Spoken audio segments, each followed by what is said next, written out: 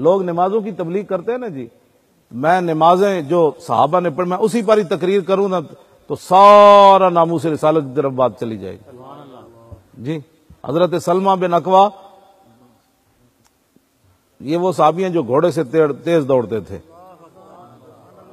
حضرت یزید بن عبید کہتے ہیں یہ امام بخاری کی ثلاثی حدیث ہے، یعنی صرف 3 واسطے ہیں حضور سے، کسی محدث کی یہ حدیث ثلاثی جو ہے یہ بہت بڑا اعزاز ہے، امام بخاری کی یہ ثلاثی حدیث ہے۔ یزید بن عبید کہتے ہیں کہ میں صحابی رسول کے ساتھ جب بھی سلمہ بن اکوا کے ساتھ نماز پڑھنے کے لیے جاتا تو وہ اس ستون کے ساتھ کھڑے ہو کر نماز پڑھتے جہاں قرآن مجید رکھا ہوا تھا۔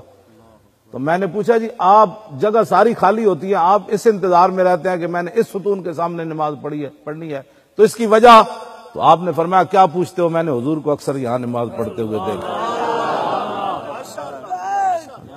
شوق تیرا اگر نہ ہو میری نماز کا امام،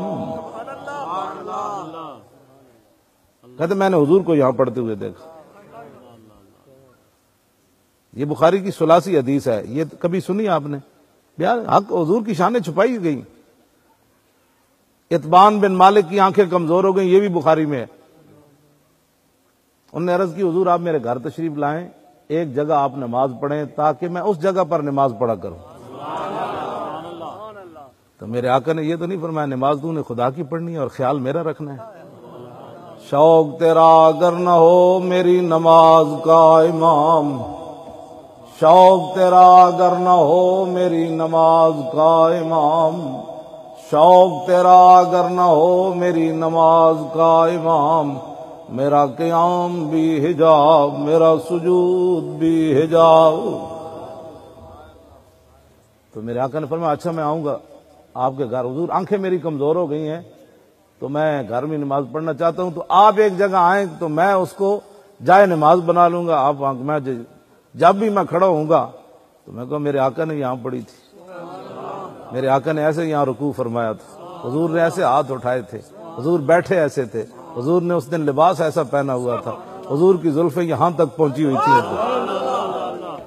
شوق تیرا اگر نہ ہو میری نماز کا امام، حضور نے سلام ایسے پھیرا تھا، رخسار مجھے ایسے نظر آئے تھے، پھر حضور نے ایسے پھیرا تھا، وہ چٹائی پھر ایسی تھی اس دن، حضور نے وضو یہاں فرمایا تھا۔ یہ ساری ادائیں تھیں جو حضور میں یاد کر کر کے نماز پڑھا کروں۔ شوق تیرا اگر نہ ہو میری نماز کا امام، میرا قیام بھی حجاب میرا سجود بھی حجاب۔ واہ کلندر واہ، کیا بات کر گیا۔ میرے آقا نے فرمایا میں آ رہا ہوں۔ حضرت اتبان بن مالک کہتے ہیں کہ میں نے دیکھا صبح صبح میرے آقا و مولا صدیق اکبر کو ساتھ لے کر میرے گھر آ گئے۔ کہنے لگے میرے پاس تو کوئی ایسی چیز نہیں تھی، ایک چٹائی تھی، میں نے اسے دھونا شروع کر دیا۔ تو میں نے کہا جی جناب کیا نوش فرما، کیا کھائیں گے، کیا کھائیں؟ حضور نے فرمایا چھوڑو کھانے پینے کی بات، پہلے جس کام کے لیے بلایا ہے وہ کام تو کرواؤ۔ صحابی کہتے ہیں میں نے وہ چٹائی دھوئی اور حضور کھڑے ہو گئے اور حضور نے نماز پڑھائی۔ یہ باتیں ساری جو ہیں، پھر نماز کی باتیں تو یہ بھی بیان کرو نا، کیوں جی؟ انس بن مالک کہتے ہیں آخری جو نماز حضور پڑھنے کے لیے ہم پڑھ رہے تھے، صدیق اکبر پڑھا رہے تھے، یہ بخاری کی حدیث ہے، کہتے ہیں حضور نے اپنے گھر مبارک کا پردہ ایسے کھڑکی سے ہٹایا، تو کہتے ہیں جب رسول اللہ نے ہمیں دیکھا تو ہمیں ایسے جیسے قرآن سامنے آ گیا، ایسی مصحف کے لفظ ہیں قرآن حدیث میں، قرآن کا ورقہ سامنے آ گیا۔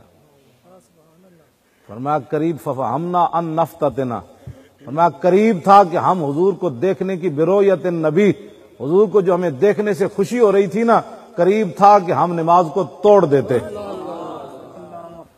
برؤیت النبی۔